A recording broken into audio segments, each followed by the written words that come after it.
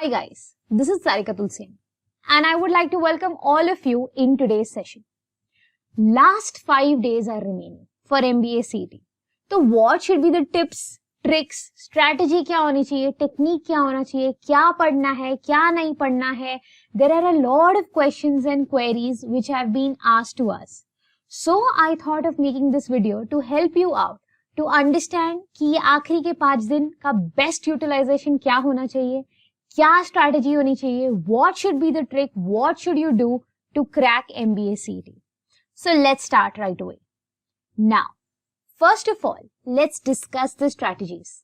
आप लोग को ये आखिरी के 4-5 दिन में क्या क्या करना है, क्या नहीं करना है, पहले तो वो समझ लीजिए. Okay. Give 2-3 mocks in the next couple of days and analyze them thoroughly. Extremely important.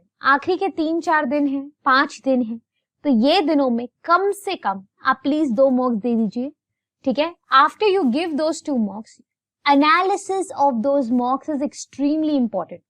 Identifying where you are going wrong, where you are going right, what you should focus on is extremely important. Right now, I wouldn't suggest you all as to whatever are your weak areas or whatever topics you're going wrong at, don't focus on those topics. I would recommend that whatever is your strength, just play with that. Just go for that. जो भी strength है, जो भी आपको लगता है कि let's say for example in quant, you are good with time and work, you are good with time and distance, you are not very good with let's say alligation mixtures. जो आ रहा है, the topics which you are comfortable with, please focus on those topics and those questions only. जो नहीं आ रहा है, if you think you can give time to those topics, तो दो. अगर नहीं हो रहा है तो फिर जो strengths है सिर्फ उसी पे based questions attempt करो. Extremely crucial. Because let's say for example, if you solve a question where you are not very comfortable, ठीक है, let's say I go for alligation mixtures and I'm not very comfortable with that topic, there are higher chances that I might not be able to solve that sum और उसकी वजह से मेरा confidence level low हो जाएगा और इसका impact आगे के questions पे पड़ता है. So I don't want you all to go through that. तो ये 2-3 mocks आप जो दोगे वो strategically दो. जो आ रहा है, जो topic strong है उसको attempt करो, जो नहीं आ रहा है leave that. Next thing is revision of basics. Extremely important. I know a lot of you would be very thorough with the basics as far as today is concerned, but still going through all the formulas, going through all the concepts, just brush up everything, that's very important. Because ऐसा होगा कि कुछ sums, कुछ type के tricks, कुछ techniques ऐसी होंगी जो सम्स के लिए आपने स्पेसिफिक सम्स के लिए लिखी होंगी. जब आपने सॉल्व किया होगा आपको समझा होगा कि इसकी कुछ ये शॉर्टकट ट्रिक है, इसकी ये शॉर्टकट टेक्निक है. Revise all of that once. Even if you know those topics properly or if you don't know those topics properly, एक बार सारे basics revise कर लो. ठीक है? Next is order finalization. Yes. अभी we are not very sure कि paper jumbled आएगा या paper order wise आएगा. अगर पेपर order wise आएगा, so right now you need to decide what order will be the one where you will be following in the exam. For example, अगर आप decide कर रहे हो कि आप logic से शुरू करोगे, फिर English करोगे, फिर quant करोगे, abstract करोगे, somebody else decides something else, your order should be decided as per your strength and weakness, not as per somebody else's strength and weakness. ऐसे मत करना कि मेरा फ्रेंड जो है लेट्स से उसका वो लॉजिक से शुरू करता है, उसका बहुत हाई स्कोर आ रहा है. I start with let's say abstract, I am not getting a high score, let me follow his strategy. Absolutely a big no. ऐसे मत करो. देखो, I give you very simple idea. जो आपका स्ट्रेंथ है प्लीज स्टार्ट विद दैट. ऐसे मत करो कि लेट्स से लॉजिक मेरा स्ट्रेंथ हो तो वो मैं एंड में करूंगा और जो मेरी वीकनेस है I will attempt that first. Please don't do that. That's a very bad strategy. क्योंकि बहुत बार क्या होता है, देखो we have seen a lot of students in the past जिसके साथ ये हो चुका है कि स्ट्रेंथ जो भी एरियाज रहती हैं वो सोचते हैं कि इसको एंड में करेंगे और जो वीकनेस है उससे स्टार्ट करते हैं. Let's say I am not very good with quant, I start with quant. मैंने क्वेश्चंस ट्राई किए, अटेम्प्ट किए, ऐसा हुआ कि बहुत कम क्वेश्चंस मुझे आए और बहुत सारे क्वेश्चंस में I faced a problem. Because of this my confidence level, my ability to understand the question goes low. तो I enter a panic zone. और उसके बाद जो मेरा स्ट्रेंथ है, अगर मैं उसको भी सॉल्व करने जाती हूँ, there are very high chances कि मैं वहां पे भी गलतियां करूंगी। There are very high chances कि मुझे वो जो सिंपल क्वेश्चंस है, जो मेरा स्ट्रेंथ है, वो भी मुझे करेक्टली सॉल्व करते नहीं आएगा। So the order finalisation should be such that whichever is the biggest strength, you start with that section. तो आपका फर्स्ट सेक्शन होना चाहिए जो आपकी बिगेस्ट स्ट्रेंथ है, नॉट आपकी weakness. Then the second section will be the one which is your second stronger section, ठीक है, second stronger section, then third stronger section and then your weakest section. इसी order में follow करोगे तो you might end up getting a lot of good results. And to verify whether this strategy works or not, अभी जो 1, 2 या 3 मॉक्स आप दोगे before the exam, उसमें यही पैटर्न फॉलो करो। Start with your strength, then second strength, then third and so on. Believe me, you will see a change in your marks. You will see your marks increasing by whatever you are scoring right now. So please try this strategy, become comfortable with this strategy and then apply it in the exam. Directly exam में जाके apply मत करो, 1-2 मॉक्स दो, उसके साथ comfortable हो जाना, उसके बाद वो strategy try करना, ठीक है। Next is act smartly. Balancing speed and accuracy, yes. Very, very crucial, balancing speed and accuracy. अब देखिए, बहुत बार ऐसा होता है that let's say I am very good with a particular topic, but मुझे उस पर टाइम ज्यादा लग रहा है। अब the thing is, you do not have a lot of time. ठीक है, मेरे को टाइम एंड वर्क आता है, लेकिन अगर मेरे को टाइम एंड वर्क को 3 मिनट या 4 मिनट लग रहे हैं, आंसर करेक्ट आ गया, बट अगर 3-4 मिनट लग रहे हैं, then there is no point of solving that topic, right? Because it's an opportunity lost. वो 3-4 मिनट में मैं कुछ और लॉजिकल रीजनिंग या वर्बल एबिलिटी या एब्स्ट्रैक्ट रीजनिंग सॉल्व कर लेती, जिससे मेरे ज्यादा मार्क्स बढ़ जाते, right? So don't go for things where you know your accuracy is good but your speed is very slow. You need to balance your speed and accuracy. So if they are single questions, if they are individual questions, please don't give more than 1 minute or 1.5 minute max. अगर आपको लग रहा है कि 1.5 minute में हो जाएगा, 1.5 minute में लग रहा है कि हो रहा है, then go for it.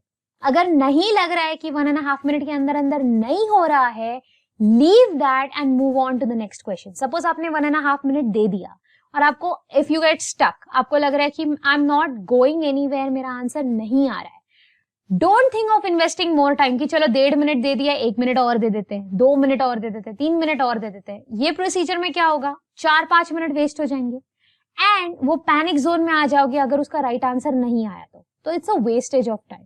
1 to 1.5 minute का टाइम देना for single questions. If you feel वो क्रैक हो रहा है तो ठीक है, नहीं तो you have to be very strong, leave the question and move on.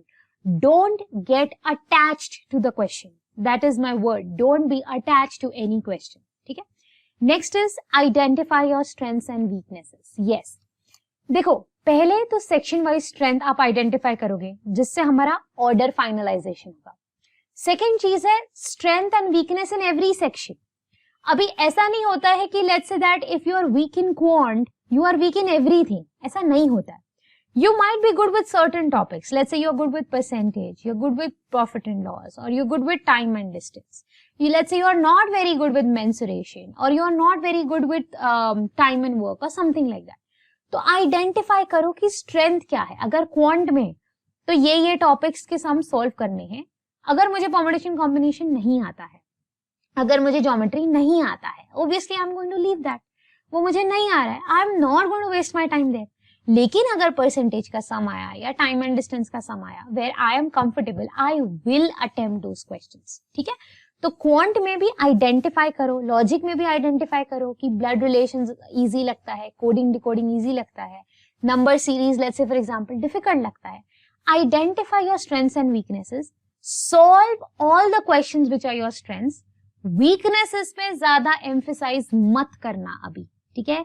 Weakness पे वर्क करने का टाइम ऑलरेडी जा चुका है, अभी भी स्ट्रेंथ्स पे फोकस कीजिए, that's very important. Next is intelligent flukes. Yes, see obviously 200 questions 150 minutes में तो होने नहीं वाले हैं, तो आप definitely you are going to mark some options as flukes. तो प्लीज ऐसे बिना देखे बिना जाने कुछ भी तुक्का मत मारिए, specially in topics let's say for example quant हो गया या आरसीज हो गया, रीडिंग कॉम्प्रिहेंशन हो गया, वहां पे थोड़ा सा आप रीड कर लो, एक बेसिक आइडिया आ जाएगा।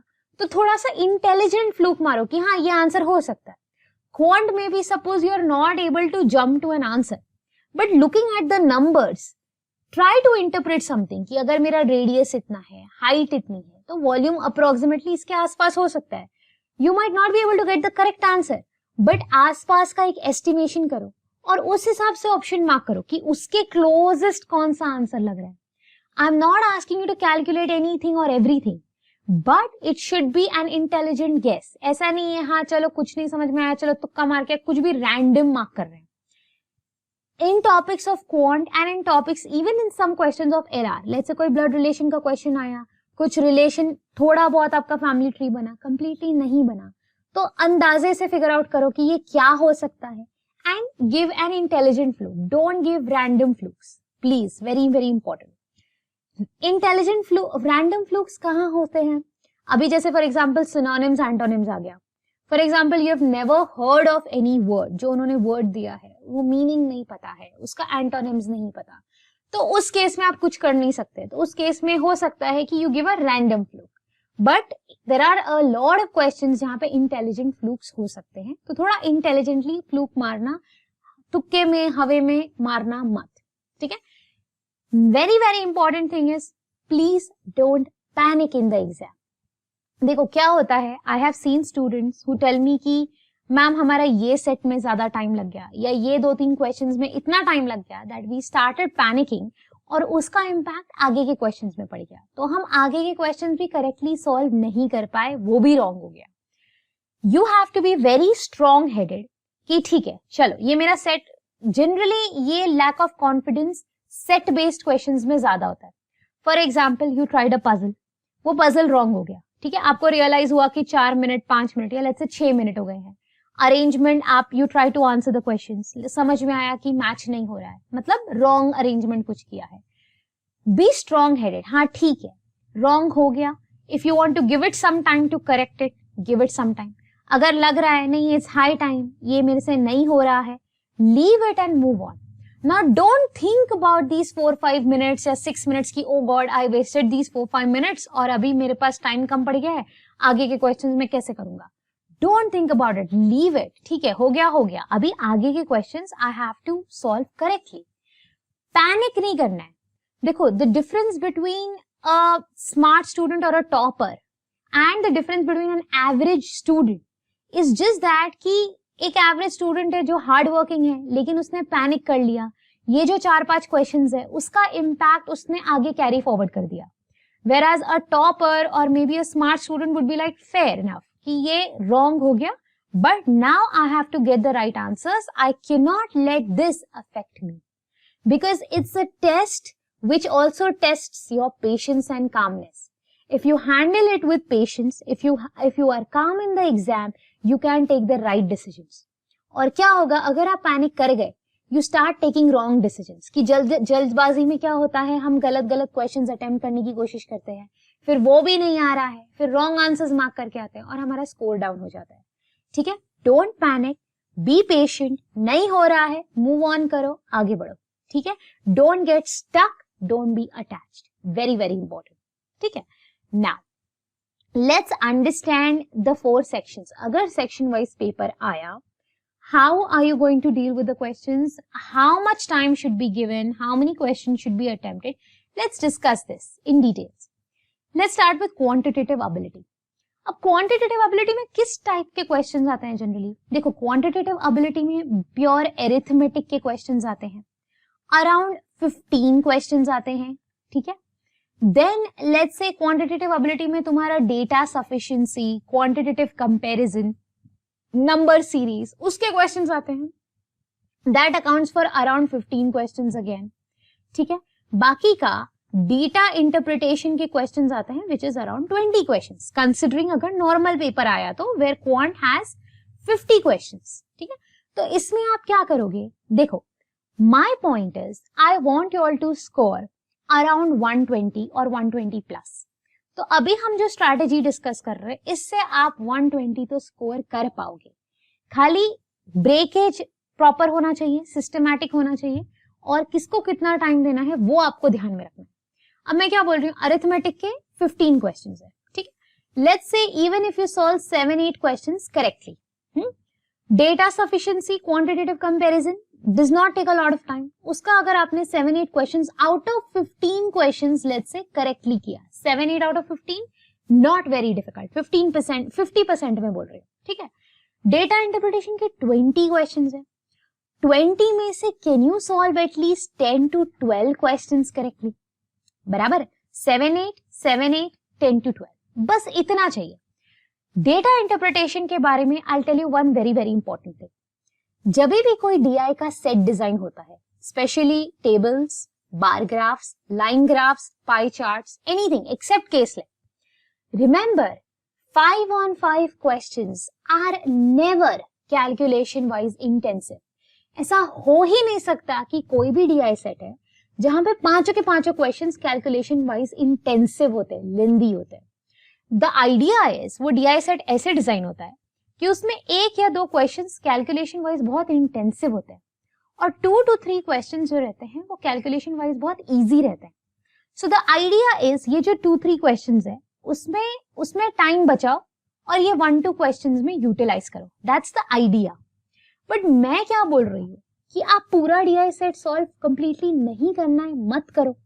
जो इजी क्वेश्चंस लग रहे हैं डीआई में, जैसे फॉर एग्जांपल रेशियो का क्वेश्चन पूछ लिया, एवरेजेस पूछ लिया, परसेंटेज इंक्रीज पूछ लिया, परसेंटेज डिक्रीज पूछ लिया, सादा एडिशन सब्ट्रैक्शन पूछ लिया, वो कैलकुलेट कर लो।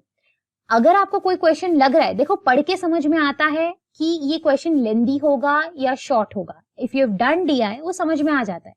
तो अगर आपको लग रहा है कि दिस इज टाइम कंज्यूमिंग, ज्यादा टाइम लगने वाला है, इतना टाइम नहीं है, कैलकुलेशन इंटेंसिव हो, वो छोड़ दो।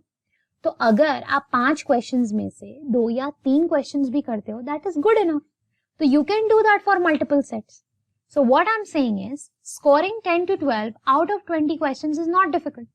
तो अगर if I consider the higher number, देखो यहाँ पे अगर मैं हायर नंबर ले लूं, 8 + 8 हो गया 16, 16 and 12 हो गया 28 क्वेश्चन। सो 28 मार्क्स मुझे चाहिए out of 50 marks, right? If you follow this strategy, not very difficult. The time which you can allocate for quant I feel is a maximum of 40 minutes, ठीक है?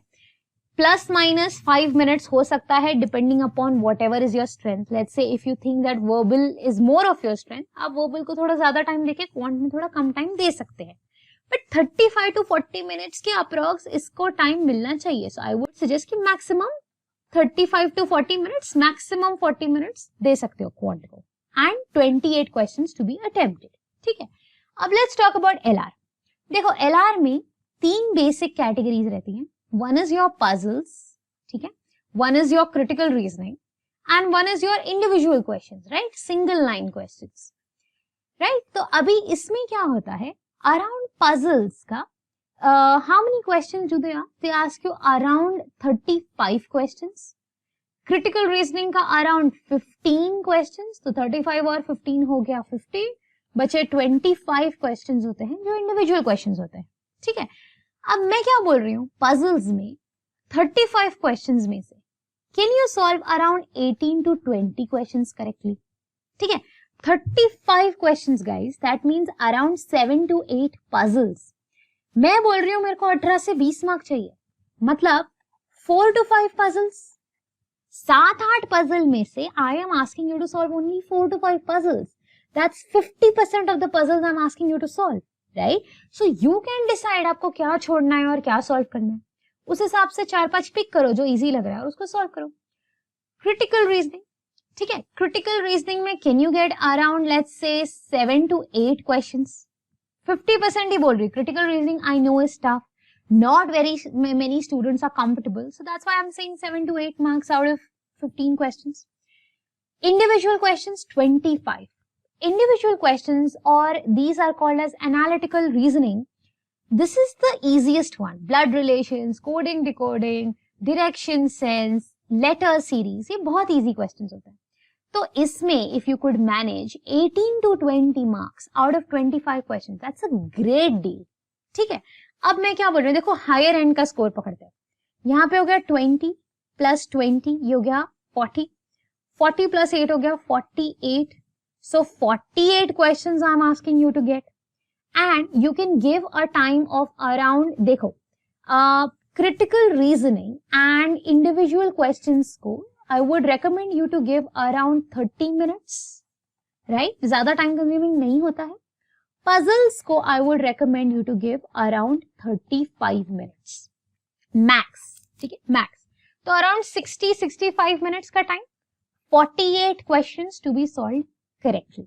This is what I would recommend for ILR. Obviously, I have seen a lot of students scoring way more than 40s. They go to 50s, also 55, 56, which is a great deal. If you think your strength is LR, तो अगर 65 minutes की जगह थोड़ा 5 minute extend हो जाएगा तो चलेगा, but then your attempt should increase, your score should increase, right? Now let's talk about non-verbal reasoning. Non-verbal reasoning, which is your abstract reasoning. ठीक है? Abstract reasoning simple है, not very complicated. Simply, I would expect you to get around 18 to 20 questions correctly out of 25 questions. 18 से 20 question, guys, average student भी कर लेता है. 18 questions, 17 questions scoring हो जाता है. So I'm saying कि अगर आप थोड़ा सा push करो and you get 18 to 20 questions right out of 25 questions, it's a great deal.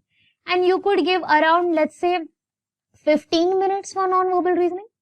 15 minutes में 25 questions you can attempt और उसमें से 18 to 20 should be correct. So again, let's consider the higher end of this number. Let's consider 20 questions. ठीक है, तो इसका 20 questions मैं consider करके चल रही हूँ. अब बच गया verbal ability. Verbal ability, guys, believe me, in an exam like MBA CT is extremely scoring. ठीक है, even though you might not be very good with verbal, but this is very less time consuming. It is very less complicated compared to other exams like CAT or SNAP or NMAT. इसका level काफी simple होता है. तो अभी जैसे let's talk about reading comprehension. ठीक है, reading comprehension में 2 से 3 RCs आ सकते हैं, considering if it's a 50 marks section. तो I would say कि 8 to 9 if you could score out of 15 questions. 8 to 9 is not a very difficult number. 8 to 9 correct out of 15 questions if you could do that. Vocabulary में around they ask you 5 questions. 5 questions में if you could score let's say around 3 to 4. ठीक है, vocabulary में. फिर आता है तुम्हारे parajumble के questions. पैराजम्बल के around 10 questions आते हैं. तो उसमें से let's say if you get one set correctly, मतलब 5 questions अगर आपने correct कर लिए पैराजम्बल्स में, ठीक है, तो ये कितना हो गया? 30 questions हो गए. फिर ग्रामर के they give you around 5 questions, right? इसमें से I have seen some people are really good, then you can score 5 on 5. Some people are not very good. Let's say 2 to 3 questions correctly. बचे other questions.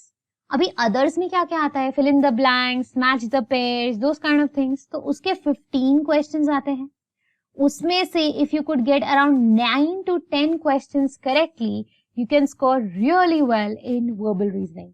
And trust me guys, I'm not asking you, I'm not expecting a very high score. देखो 15 में से 8 or 9 very reasonable. ठीक है, so if I consider the higher end, let's say 9 और इधर 4 हो गया 13. 13 और 5 हो गया 18. अभी 18 में से ये 2 और 3 है.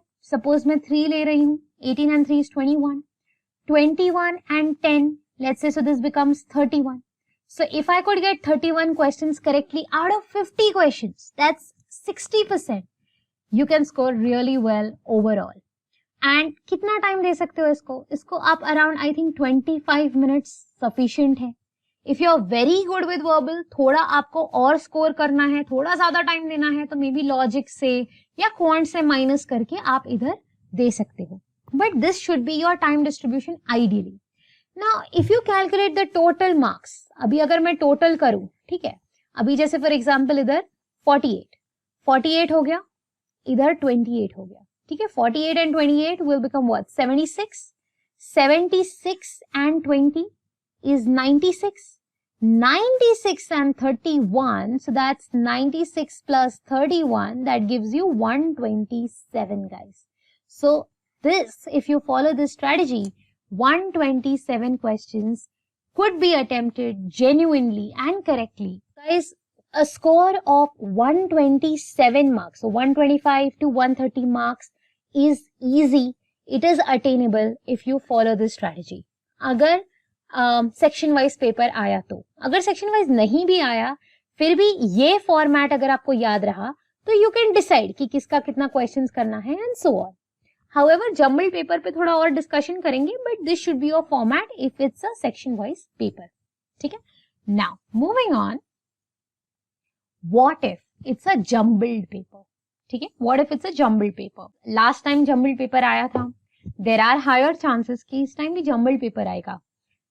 फिक्स नहीं है बट हायर चांसेस है कि जम्बल पेपर आ सकता है. So first slot people specially, please don't be nervous, don't panic, be mentally prepared for whatever order, whatever sort of paper comes, be prepared for it. I would tell you one thing which I realized with the last year students as well. अगर jumble paper आया, trust me, you're very lucky.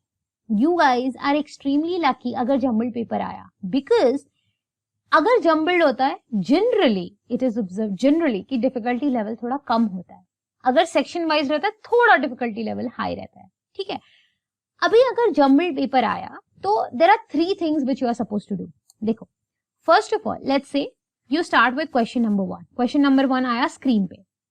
आप क्या करोगे? There are 3 things which can happen. First thing, it's a very simple question. ठीक है, I don't care वो quant का question है या एब्स्ट्रैक्ट है या वर्बल है या जो भी है. ठीक है, लॉजिक है. It's a very simple question. अगर वो बहुत सिंपल क्वेश्चन है, अगर आपको लगता है कि ये 1 से 1.5 मिनट में सॉल्वेबल है, considering it's a single question, solve it immediately. Don't waste time, solve it immediately. ठीक है. कंडीशन 2, अगर वो मॉडरेट लेवल का क्वेश्चन आया, मॉडरेट लेवल का आया मतलब आपको लग रहा है कि देखो ये सॉल्वेबल है, but right now it might be very time consuming. मुझे शायद 2 मिनट लग जाएगा, 3 मिनट लग जाएगा, I am not very sure. If you are not very sure, you know you can solve it, but it is time consuming.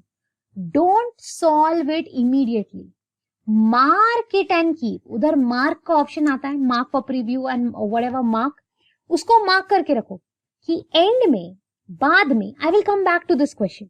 लेकिन right now I am not going to waste my time on this question, because इस हो सकता है कि इस question के चक्कर में आगे के जो इजी क्वेश्चंस है, I might miss out on that opportunity, and I don't want to you guys to miss out on any opportunity. ठीक है, सो क्या करोगे? मॉडरेट लेवल का क्वेश्चन आया, you feel you can solve it, but you feel that it is going to be time consuming, mark that question and keep, and you are going to come back to that question. ठीक है. Next is type 3. Type 3 में क्या है? It's a very difficult question. वो समझ में ही नहीं आ रहा है, समझ में आधा अधूरा समझ में आया, या लग रहा है कि बहुत ही डिफिकल्ट है, बहुत ही लेंथी है, leave it. Obviously you are going to leave it, but सुन लो, वन वेरी इंपॉर्टेंट थिंग, उसका तभी के तभी आंसर मार्क कर देना. ठीक है, mark the answer immediately before you leave that question. देखो, आप इस क्वेश्चन पे वापस नहीं आने वाले हो, आपके पास ज्यादा टाइम नहीं रहेगा एंड में इंटेलिजेंट फ्लूक्स मारने के लिए. नाउ द पॉइंट इज, अभी आपने क्वेश्चन अच्छे से पढ़ा है, बट आपको लग रहा है कि डिफिकल्ट है या लेंदी है या जो भी है, तो तभी के तभी नंबर्स एनालाइज करके एक इंटेलिजेंट फ्लूक मार दो. ठीक है, तभी के तभी मार दो, बिकॉज एंड में you can save a lot of time. और ये तुक्के मारने के लिए जो हम एंड के 5 मिनट या 10 मिनट व्हाटएवर रखते हैं, उसको रखने की जरूरत नहीं पड़ेगी. ठीक है, तो तभी के तभी मार के उसको छोड़ दो. नाउ व्हाट हैपेंस इज, देखो ये प्रोसेस में क्या होगा, ये प्रोसेस में हर सेक्शन के जो भी इजी क्वेश्चंस रहेंगे, even if it's a jumbled paper, जो भी इजी क्वेश्चंस रहेंगे पूरे पेपर में, you will have the chance to go through all those questions. ठीक है, आपको अपॉर्चुनिटी मिलेगी कि आप all questions go through कर पाओगे. जो एकदम easy questions है, जो एकदम क्रीम questions है, आपने उसको सॉल्व कर लिया, मतलब जो easy part of paper था, जो सबसे ज्यादा स्कोरिंग था, वो तो आपने ऑलरेडी कर लिया. Now whatever questions you feel are moderate, थोड़ा आपको आएगा लेकिन time consuming, you are attacking those questions only. जो नहीं आ रहा था उसके ऑप्शन वैसे भी मार्क कर दिए हैं, तो आपको भी फोकस किस पे करना है, सिर्फ मॉडरेट क्वेश्चंस पे, दैट्स इट। तो इजी क्वेश्चन सॉल्व हो गए, मॉडरेट सॉल्व कर ले, और डिफिकल्ट क्वेश्चन जो है वो ऑलरेडी आंसर्स मार्क्ड है। So if you follow this strategy, believe me, scoring 120 plus is going to be a piece of cake. But whatever I am saying right now, guys, please try this in the next 3 to 4 days before you go for your actual paper. And once you become comfortable with this strategy, वो खुद ही confidence आएगा और exam में फिर confusion नहीं होगा और panic नहीं करोगे, ठीक है। So guys, this is it from my side as far as MBA CET strategies and tricks were concerned. Thank you so much. All the best. Go rock your paper. अगर कुछ भी doubts है, अगर आपको कुछ भी queries है, you feel I need an answer on this, मुझे ये strategy में problem हो रही है, please mention your doubts in the comment section. I will try to answer your questions as soon as possible. Also, if you want to send me a message, follow my Instagram channel which is Crack Aptitude with Sarika, और उस पे आप मुझे personally message कर सकते हो. I'll try to answer all your queries as soon as possible. So this is it from my side. Thank you so much, guys. All the very best. Do rock the exam.